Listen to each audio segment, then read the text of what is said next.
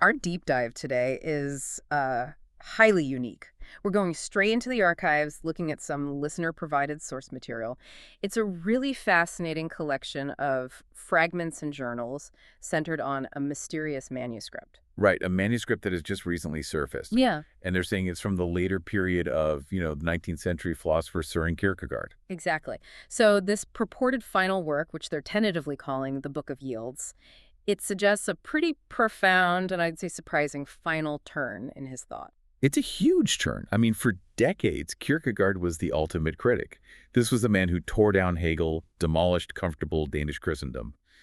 But this manuscript, it seems to move beyond all that critique Toward what, though? toward a final philosophy of surrender, of a kind of radical simplicity. So our mission here is really to extract the key insights from this late-stage lucidity and understand what lies beyond his relentless no. I love that framing. Beyond the relentless no. That sets the stage perfectly. So let's unpack that central theme first, because the title itself, Yield, it gives us the whole mission. It does.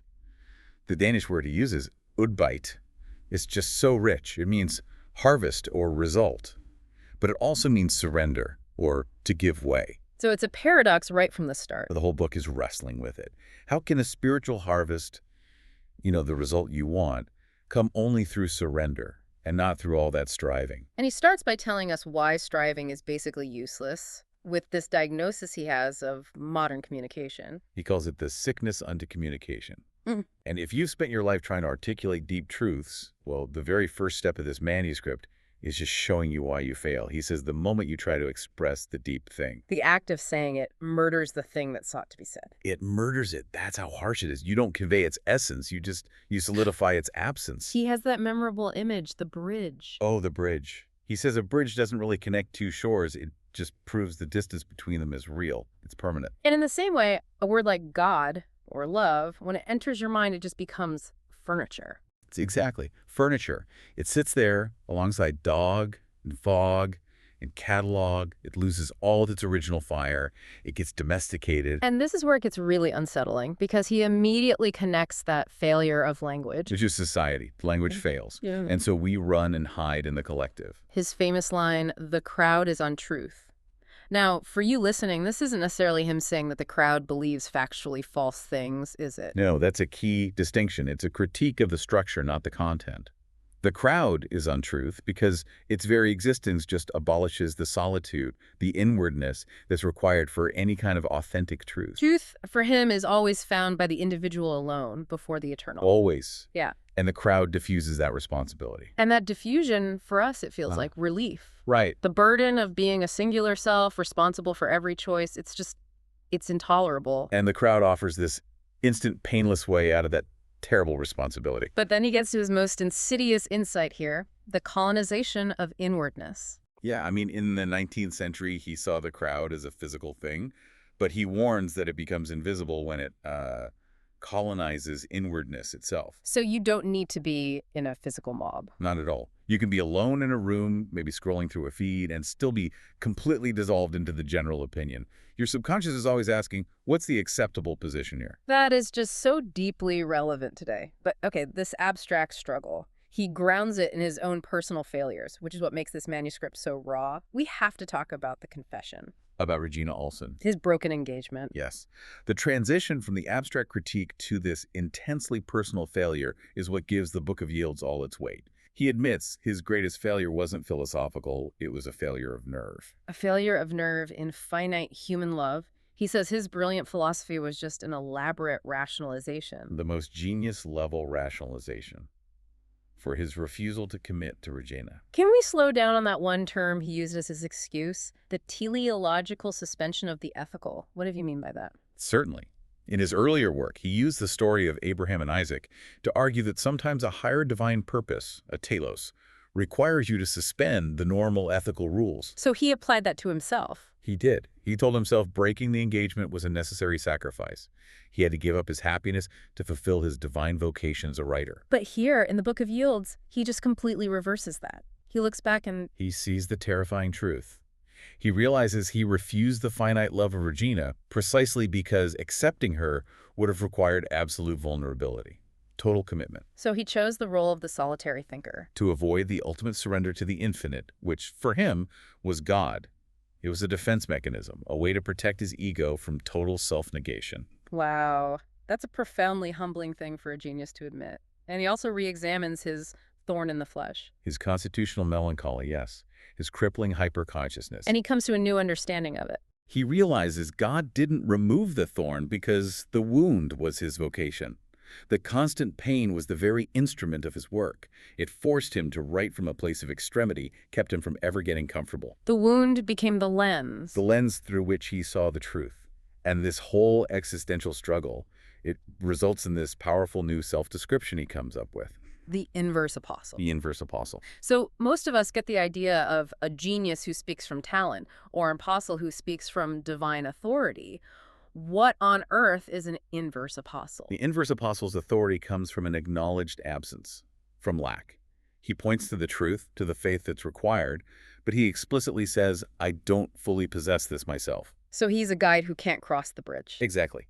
And his message is effective not despite his failings, but because of them. But how can that be? How can you have authority by admitting you don't have the truth? Isn't that just false humility? Because it shifts the focus entirely away from the speaker.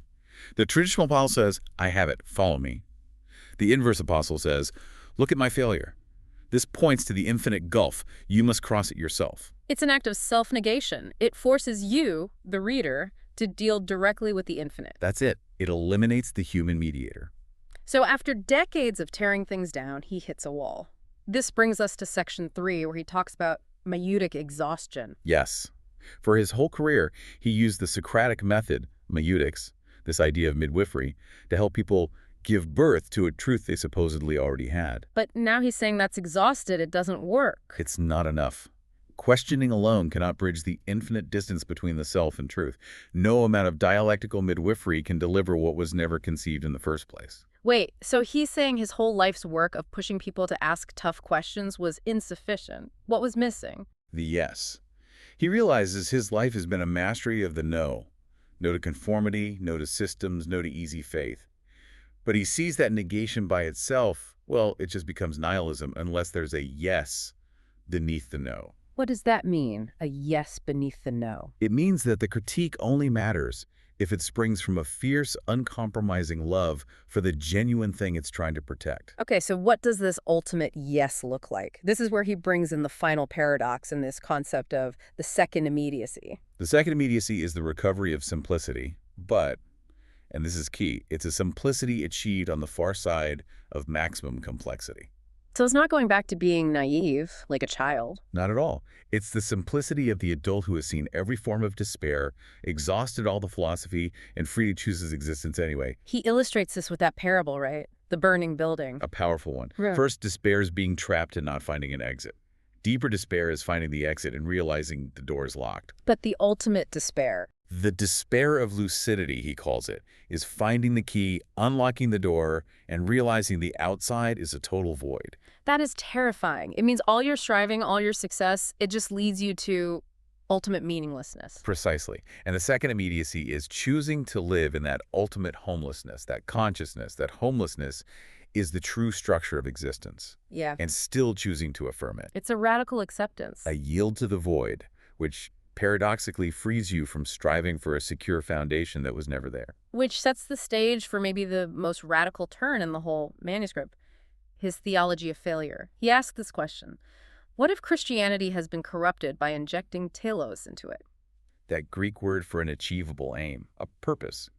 He argues that we're always told to aim for success, for a perfect life, a secure reward. It makes faith conditional. And he flips that completely. He says we should be preaching the opposite, holy failure. And what does that look like? He argues the ultimate Christian moment isn't the resurrection. That's a success story. It's Christ's cry on the cross, my God, why have you forsaken me?" The moment of absolute, total failure. The deepest existential anguish. And yet we call that day Good Friday. Mm-hmm. So faith isn't trust in a good outcome. It's fidelity in the absence of any outcome at all. It's embracing failure as the necessary condition. Yes, which requires a shattering of the ego. And that brings us to the catastrophe of grace. Right. We think of grace as gentle, comforting. He calls it violent. It has to be violent. Because for truth to enter, The false self you've built must be shattered. The self-project, the ego's demand for control, has to die so that something else, something true, can be. So in modern terms, is that like having your whole life plan fall apart, a job loss, a crisis, and realizing that was the only thing that could have saved you? That the loss of control was the thing that finally made you yield? That is an excellent parallel. It's the realization that what you defined as a failure was actually the only way to authenticity. And this surrender, this finally connects the grand philosophy back to daily life. Through his final insight, the sacrament of the present moment.